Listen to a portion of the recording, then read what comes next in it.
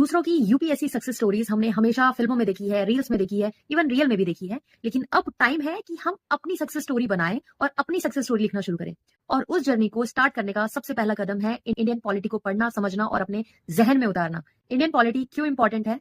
क्योंकि ये हमारे देश का constitution, rights, duties, parliament, president, prime minister, judiciary, basically system कैसे चल रहा है उसकी पूरी तस्वीर हमें देता है। यूपीएससी के प्रीलिम्स और मेंस दोनों में पॉलिटी एक हाई स्कोरिंग और मोस्ट प्रिडिक्टेबल सब्जेक्ट है।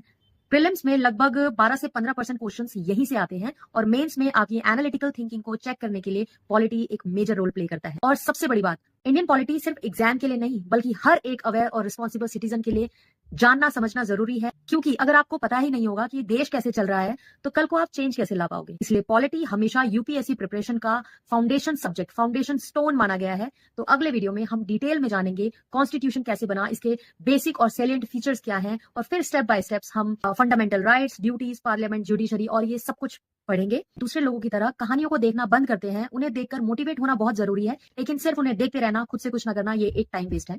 रोज छोटे छोटे शॉर्ट्स में, छोटी छोटी बाइट्स में हम धीरे धीरे ग्रेजुअली सारे सब्जेक्ट्स कवर करेंगे। क्योंकि slow and steady wins the race. जब नॉलेज की बात आती है तो वो धीरे धीरे लेना बहुत जरूरी है ताकि वो आपको लंबे समय तक याद रहे।